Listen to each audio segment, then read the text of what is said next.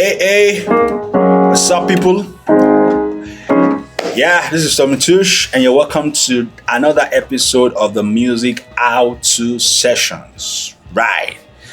Now, we have been teaching on so many topics, and I want you to please go back, get on my YouTube channel, Tommy Tush TV, get on my Instagram, my Facebook, and devour these teachings. Brief, but it will help you. And then you can reach me out if you want deeper, one-on-one, close, executive classes on it. Want me to go deeper? I can go deeper. Now, today's class, I'm going to be teaching on how to effectively, or let me say professionally, use loops and stems, okay, for your live recordings, church services, general artist performances. Now,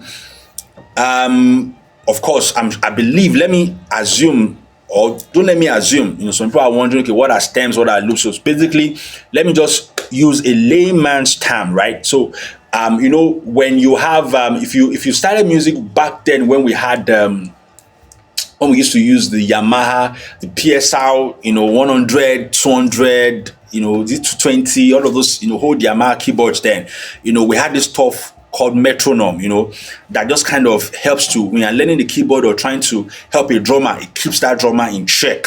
Okay, so that drummer is playing 1, 2, 3, 4, So let's look at loops, even though loop is not metronome, but let's look at loop as a sequenced beat, or a sequenced, percussive, a sequenced percussion. Let me call it like that. Let me just use that word, okay? That you use, and people often ask that, is it compulsory for also have loops during service to use it for the drummer? And it may be yes or no, because I think it has advantages and disadvantages. Now, for some drummers, I've discovered that using loops to rehearse has helped them to actually, maybe stay on time. The danger is, if you now don't use it, can they now stay on time? Can they maintain their momentum, or maintain their tempo, without that? And for some, they feel like, some people. I've been at a concert where an artist was supposed to perform, and then the loop wasn't coming on, and then the person said he wasn't going to perform because the loop was not coming on. And I was like, I'm seeing bassist, I'm seeing guitarist, I'm seeing percussionist, I'm seeing, lead guitar, I'm seeing drum, backup, everything. I'm like, why are you saying that you won't perform because the loop is not coming on? Just because you're not hearing that cha cha cha cha cha cha cha. Yeah, I know some people say it makes the music full, but I think that as an artist, as a choir, if you cannot perform effectively without your loop, I think something is missing. I think you are missing out something. Some of you may not agree, but that is what I think, because, you should be able to professionally play. There's a way you play the drums if you want it to be full. There's a way you play if you don't want it to sound too heavy. There's a way you play the keyboard if you want it to be full, and you don't need to have backing tracks where you already have those stems there, that already has the synth, already has the brass, and you are just playing to it. You'll be amazed that there are some people that when they are performing on stage, the moment something happens to that laptop and it goes off, you will not discover that what you are hearing is not actually what the keyboardist can play or what the bassist is playing. There are sounds that have been pre-produced. So I think the problem, the issue is not using it. The issue is ensuring that you don't abuse it. So there are times where you should allow your band to play without any backing track, without using any stem. Let's grow ourselves. Let's know, we have two keyboardists. We have a main keyboard. We have the aux. Can we play effectively? Can our hands be full? Can we play effectively without any backing track, or we will need those things that have been played or produced and recorded ahead?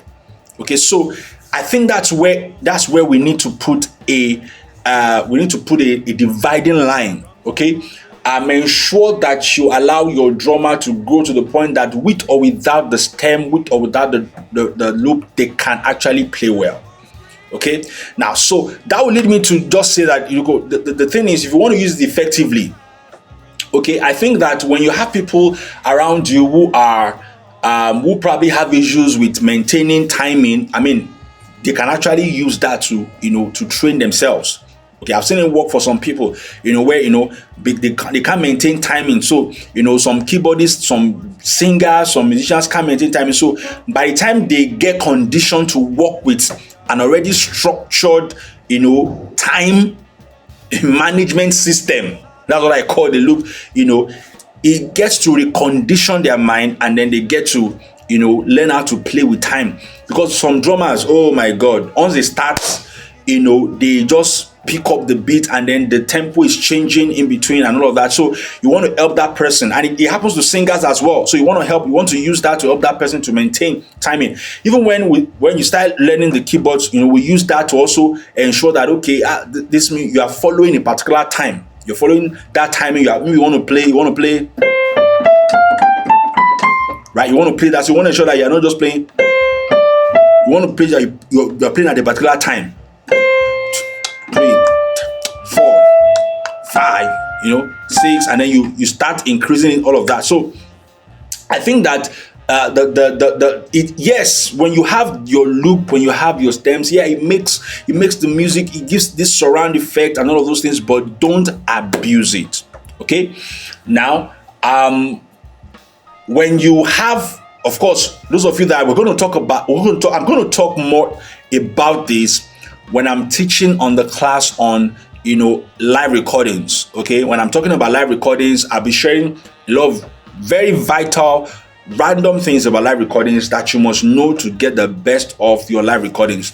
Okay, so we're going to talk more about that, but then understand that when you are using this, when you are creating your loops and creating your stems, don't overuse it, don't abuse it as well. Okay, of course, when you are, I know some people use it. They use it even for their services. So when they're in service, what you are hearing is not just what you are seeing on the stage. They have their reasons, but I think that you must not abuse it to the point that your people cannot do without it. Okay, so that's very vital. Now, one other thing, I'm going to round it off here. One other thing that you must know when it comes to properly using these things is that when it comes to music arrangement, now this is where it gets a little bit dicey, because some people believe that if you are using a loop and it's going, then that's the flow that must go on. But you see, in music arrangement, you understand that you can arrange songs that the groove, the timing can differ. Now, of course, those who create backing tracks now put that into place. So what that means is that if we're doing a song, you don't know that, okay, we are singing this thing 2 times. You can't extend it beyond 2 times. You can't do it less than 2 times, because it's going to affect every other thing. So for those who, like I said, I'm going to share more of this in live recordings. For those who want to use it, you understand, okay, that you must know how it works. That, okay, if you are singing something 2 times, you can't say the Holy Spirit is leading you to sing it more than those 2 times, because it's going to affect the prepared stems, okay, already. All right, so I think that for me, this is just what I would advise anyone. For those who have been asking, okay, should I use it? Yes, use it, but use it to maybe correct certain things, but don't overuse it, don't overstretch it. I believe this has helped you. All right, for teaching you, I think that every musician should know how to create their loops, create their stems, and it's very easy to do. You just don't want to teach you how to operate. There are people that do it on their phone. Some use the DAWs, Cubase, whatever works for you. Learn how to do it. Okay, it can actually help you to be a better performer. It can help your songs as well. For some of you that perform, God gives you a song, you can just create something and then you can sing over it. It can actually help your singing, your performance to get better. Okay, it's very, very important, but please don't abuse it. I hope that this has helped you. I'm going to be talking more about this in the class on live recordings. Thank you. Until the next episode. where I'm going to be teaching on something else, something very vital. I love you. I celebrate you. Keep on doing the great work you are doing in your music. Bye for now.